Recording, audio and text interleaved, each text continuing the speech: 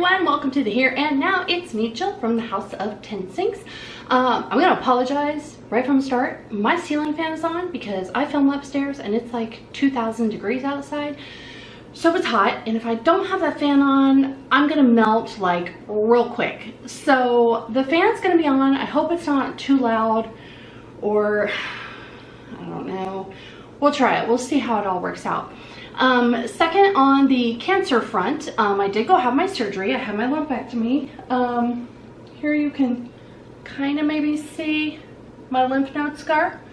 So they went in, they got the lymph nodes. Great news, there is no signs of cancer in the lymph nodes. The type of cancer I have is estrogen and progesterone fed, so that means I'm going to be on a hormone blocker.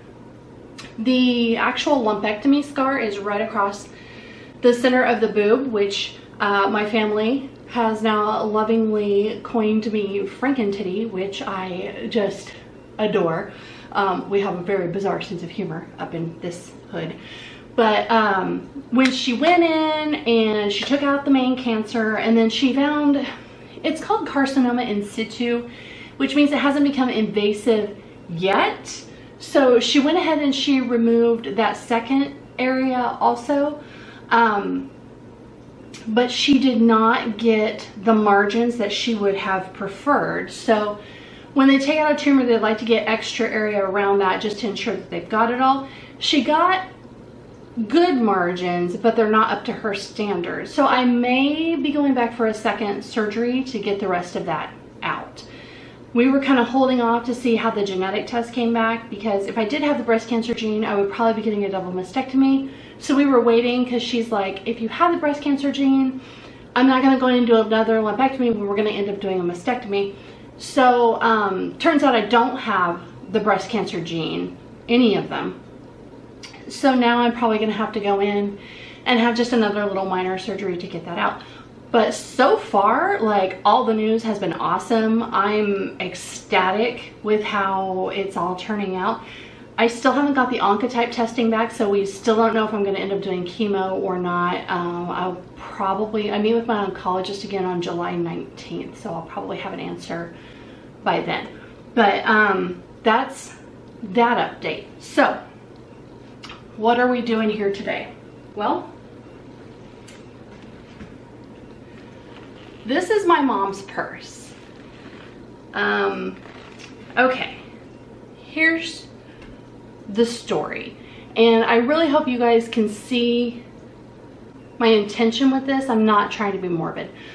My mom was killed in a car accident March 2nd, 1988. I was 11 years old at the time.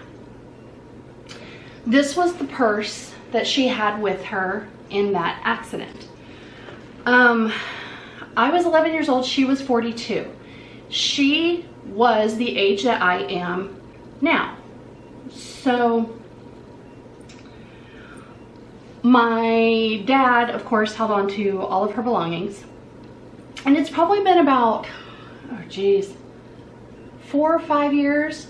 We were all over at my dad and stepmom's house celebrating Easter, and he's like, hey, I found a tub of your mom's stuff in the basement. Do you want it? And I said, yes, I wanted it. And so one of the things was her purse. And I started to open it that day. And I didn't continue because it had glass in it from her car accident. Like, it has car safety glass in it. And that was just, I don't know if it was because I was at my dad's house or because it was a holiday. That was too much for me then, and I couldn't do it. I just took it with me. I put it in storage, and this last weekend I was helping my boyfriend clean out our garage, and I stumbled across this purse. So I thought I would make a video going through this purse. And like I said, it's not to be morbid. It's not, hey, look at my dead mom's stuff. I'm viewing this in two different capacities. One, I think it's going to be really interesting to see what a 42-year-old woman carried with her in 1988. because, you know, back in '88, we didn't have cell phones, we didn't have Google Maps, we didn't have iPods, we didn't have earbuds, we didn't have any of those things. So I think it's going to be really interesting. Everybody knows like a woman's purse is her lifeblood. So I'm really curious to see like what did she deem important enough to carry with her. The other capacity that I'm looking through this is, like I said, I was 11 years old when my mom died. I have a lot of memories of her. I was the fourth kid of 4. I was the youngest. And when she died, I just never really got to know her like as a woman. She was my mom, you know?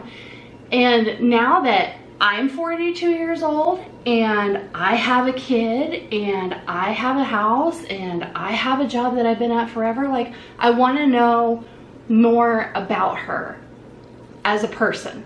So that's kind of how I'm approaching this. So with that being said, let's start exploring.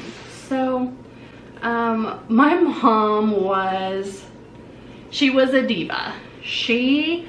I definitely inherited that from her. I think when she died, my dad said something like she had over 50 pairs of shoes. Hello, 50 pairs of shoes, easy, no contest. She was slightly overweight. And I think she lied about her weight a lot because I know on her driver's license she said she was 5'5", 150 pounds. And there's no way that she was only 150 pounds. She was constantly dieting. She was a clothes horse. When she died, we had 5 different closets just stuffed with her clothes. Some of them had tags on them. So it kind of makes me laugh because I know I'm similar to her in those ways. When she was in her car accident, she was actually leaving work. We lived in one town and she worked in a town about an hour away, which funny enough, I live in that same town now and I work in the town that we lived in at the time. So I'm kind of like backwards from her, but she was leaving work. She had only been at this job, I think like 3 months, 2 or 3 months, maybe. So I expect to find some kind of like new paperwork. But the first thing I pull out is what to do with your social security card. And by the way, this is actually from a leather wallet that just deteriorated over time. It's not like blood or anything like that. There's no blood on this purse. So don't freak out. But there's what to do with your social security card. And do not detach your social security card. And there's all these things on like what to do if you change your name and that sort of thing. So apparently she had needed her social security card replaced for some reason. Here we have chewable diet supplements from Diet Center. Those look yummy. And they have thiamine, riboflavin, niacinamide, all sorts of stuff in there. Like I said, she was always dieting, forever dieting. Oh, okay. So we have a little Ziploc flat bag here with some Band-Aids and some antacid, Tempo soft antacids. Apparently she had some problems with heartburn. And of course we have some some Kleenexes. We have more diet supplements. What else do we got? Oh, we have a contact lens case. I'm a little terrified. I remember when they came out with colored contact lenses and she was so excited because she was finally going to get to have blue. Oh God. I don't know what these are. I'm guessing they're some kind of pill. They're not contacts. But she was super excited because she was finally gonna get to have blue eyes, but like the contacts weren't as good then as they are now. So even though she got blue contacts, her eyes were still brown. But you could not tell her that for anything. She insisted they were blue. She had blue eyes. So we have Bausch and Lomb sensitive eyes. And I don't know if it'll focus on the expiration or not, but the expiration date on these is May of 1987. So, yeah. Oh, what else do we got? Oh, I got a little container of Tylenols. Trying to see what else is in here. Okay, so I can't really go too much deeper in here, and the reason why is because there, like I said, there is glass in here. I'm going to show you some of it, just so that way you know I'm not joking around. Like, that is window safety glass. I dropped a piece from her Ford Tempo that she was driving. So it's just, it's surreal. It's weird, you know. She was there at 8 a.m. and at 5 p.m. she wasn't. It was a hard time for our family. So in the little zipper pouch, we have another contact lens case. Should we see if there's contacts in this one? The last one had pills. Nope, empty. So there's that. And, oh, her car keys. So, here we go. Ford, maybe if you'll focus. There's her big Ford key, probably a trunk key. Okay, so that's that pouch. So far in comparison to my purse, I do carry some Rolaids, yes. I don't do diet pills. I don't do diets. No. I do carry some Tylenol. I don't wear glasses or contacts, but if I did, I would probably carry some solution. The funny thing is, I tried to wear contacts for a while, and I found out that I was allergic to the polymer that they use in most of them, so they were always very uncomfortable for me. And I remember my mom always not griping, but saying how uncomfortable her contacts were. So I wonder if she didn't have an allergy also. I ended up getting LASIK on my eyes, so that's why I don't wear any. But okay, so there's that pouch. So let's move on to the other outside pouch. This one just has her wallet, and remember I said that there was a second wallet that just deteriorated, so there's the red on that one. All right, so we have papers. These are prescriptions for, I can't even tell you. Her next appointment was to be March 11th of 1988. This is a doctor out of Hutchinson, Kansas. And these are like 1, 2, 3, 4, 5 different prescriptions from this same doctor. I can't read the writing. It looks like phenylestra, 35 milligrams. There's, I don't know. I can't tell. See, this is the kind of stuff that I didn't know. I've told my doctors when I talk about family history that I think my mom had thyroid problems, but I've also told them that my dad says that she lied about that because she could never lose weight. That's because she loved ice cream. Here's a little pocket calendar from 1988. I don't know if you can see that or not. And yep, Wednesday, March 2nd. That's the day our whole lives changed. I'll cover up her social security number just because I don't want anybody to steal that, but here is her Boeing employee identification card. At the time that she was killed, she was working at Boeing as a secretary. We have some kind of a wallet, just ID card. Ooh. Oh man. Okay. Look at that. Sam's Wholesale Club. Sam's must have been fairly new. Okay, so then we have some credit cards. 1, 2, 3. So, okay, funny story about my mom and credit cards. She had a little bit of a problem, and she would often go get credit cards behind my dad's back and like have a statement sent to my grandparents, her parents' house. They fought about money a lot.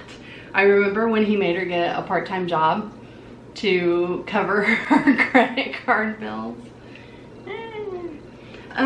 Okay, so here's a receipt from Cloth World in Wichita, Kansas for $160.69.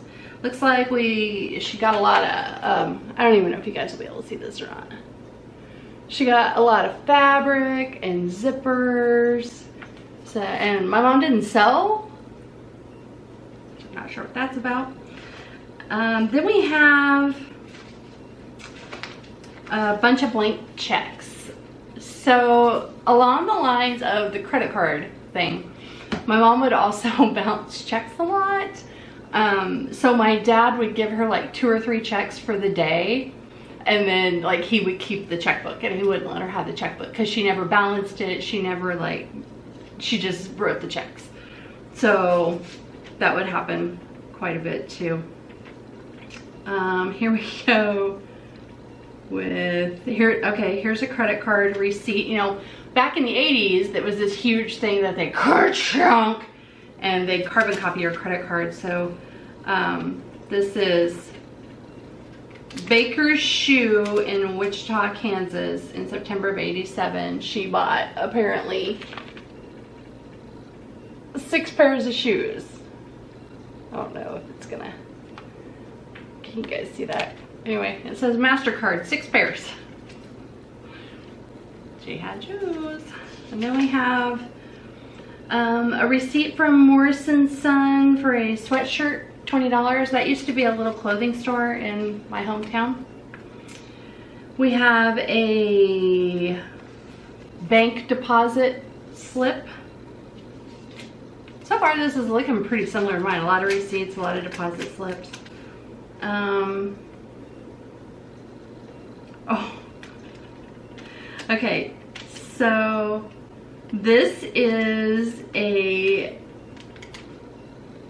cash advance slip from our bank. This is probably one of those things that my dad didn't know about. Who knows why she needed it, but she thought she needed $500 in advance. Here is her American Legion Auxiliary membership card, which is interesting to me because I don't remember her ever going to the Legion for anything. So that's weird. And then there's nothing in the zipper pouch of the wallet. Let's see if there's anything in the other zipper pouch. Nope. So that's the wallet. A lot of receipts, a whole lot of credit cards, some membership things. Sorry if this is boring. I mean, it's super interesting to me, but I guess watching it is probably not that interesting. But it is what it is. At least it's a video, right? Oh God, I'm almost at 20 minutes. Holy crap. Okay. I feel like I should speed things up here. So now we're to the main section of the purse. So we have, what is this? Oh, just a little sewing kit. Has like some snaps and thread and scissors in it. You know, she was an executive secretary and she worked an hour away from home. I can see why she would need that. Oh, here we have a little address book because, you know, it didn't have cell phones back then. You couldn't keep your contact information in your phone. There's only a couple of addresses in it, relatives and whatnot. Here's another blank check. Ooh, a Subway menu from 1988. Look at that. Look at those prices. Wow. You could get a foot-long tuna for $3.59. Okay, this is interesting. This is one of her paycheck stubs, which I'm not gonna show you, but I don't know if she got paid once a month, every other week. I don't know. So, but this particular paycheck, her net pay was $826. Oh, okay, I remember this. These bad boys were her sunglasses. Oh yeah. I kind of like them. I mean, they're gonna rub off my foundation, but they're cute. Dang, mamacita. She has some good taste. She's protecting that fragile eye area from sun damage. Grand prize drawing from the Kansas lottery. I'm gonna guess these are probably losing lottery tickets. Yeah. So in Kansas, if you have a losing lottery ticket, you can send it in for a grand prize drawing. And she did love her lottery tickets. So these are losers. She was apparently gonna mail them in, try to win big. She was always trying to win big. I do remember. We'd have to go play bingo all the time. Okay. So back in the day, you didn't have GPS, right? You got places by drawing maps. So this is a map to get to Wedding Expressions in Wichita. She would have been going to Wedding Expressions because my sisters, both of them, were getting married. My one sister was getting married in April of '88 and my other sister got married in September of '88. So we had 2 weddings that she was planning for. And even after she died, both my sisters went ahead with their wedding dates, and we took mom's corsages and we put them up front of the church. It was sad. Coffee creamer. Ooh. This looks like it has a lot of information on it that I probably shouldn't put online. But this is her health insurance application for her job. So there's that. Then we have more directions. Canal route to 21st, go west, take left, Meridian, 6th Broadway.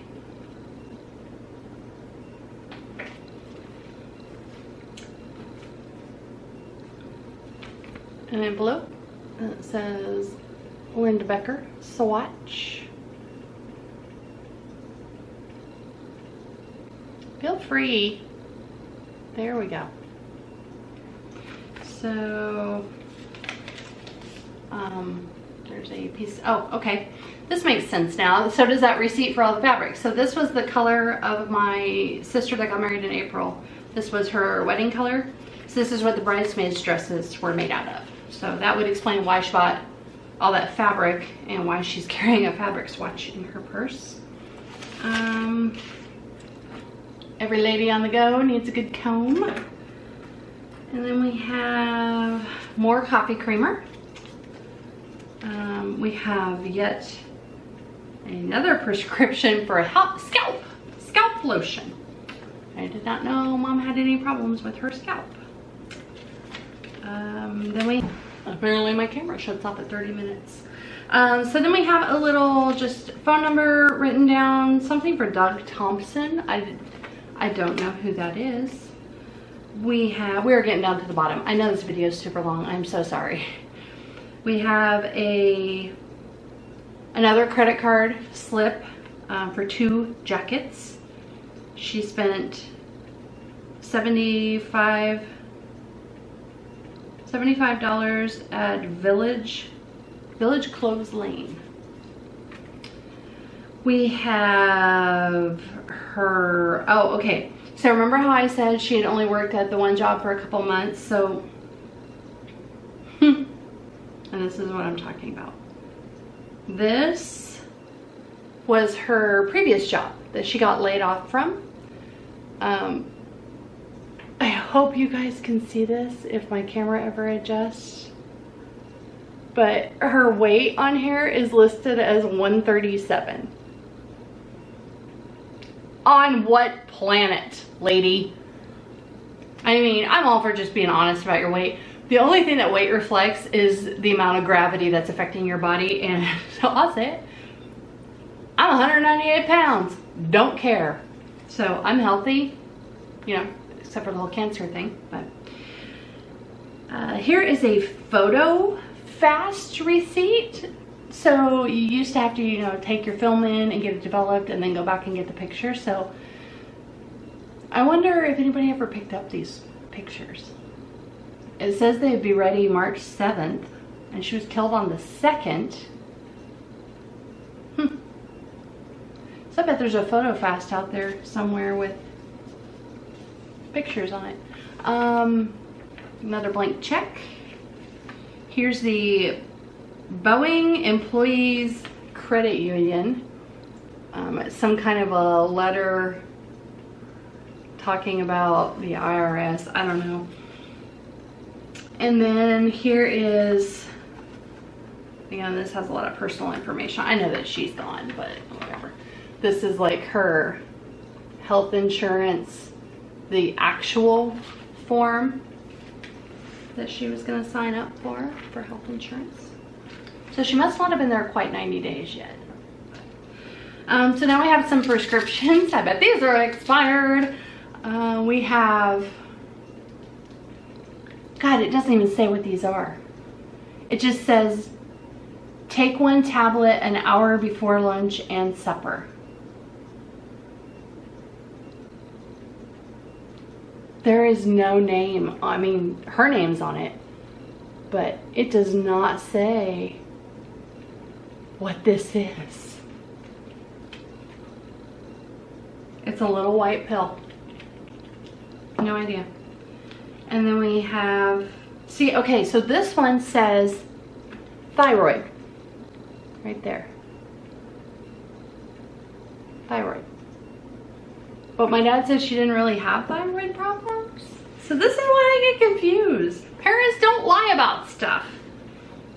Okay, pen. We're getting down to the bottom now. Nail file. Another pen. Oh, I bet this tastes good. Carefree gum. And then just some like random pills. And that's it. So, in relation to like my purse and what I carry, of course, I've been at my job for 19 years. I don't carry my health insurance enrollment with me. We don't develop pictures anymore. All of my credit card stuff I do online, so I don't ever get receipts. I don't carry my paycheck stubs. I have direct deposit. I don't carry an address book. That's all in my phone. Sewing kit, I should probably carry a sewing kit. Gum, pens, absolutely. Sunglasses, hell yeah. Gotta have my sunglasses. A comb, I actually do not carry a comb. Maybe I should start carrying this one. I don't know. But, so yeah, there's like a lot of stuff that we, you know, take care of with this little thing here. So, anyway, that was super interesting for me. I do feel like I have a better understanding of who my mom was. It's weird because in my mind, it's like she's old. And now that I'm her age when she died, I don't feel old. But anyway, thanks for hanging out with me while I did this. I know this video was super long. I really didn't know what I was gonna find in there. I think a lot of it was kind of cool and interesting, but I could certainly see how it would be a little dull if you weren't me. So I did get a notification today that my next Stitch Fix is on the way, so I'll have another one of those very, very soon. Anyone's interested, my nephew's murder case,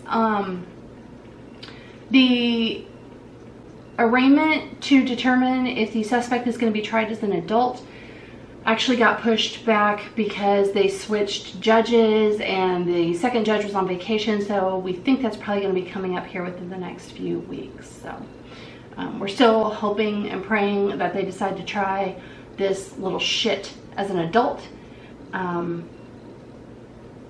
Yeah, I think that's it. Talked to you about my mom, gave you a cancer update, talked to you about my nephew. Yeah, I think we're good to go. Okay, so 36 minutes later, I'm ending the video. Hope you have a good day. See you next time.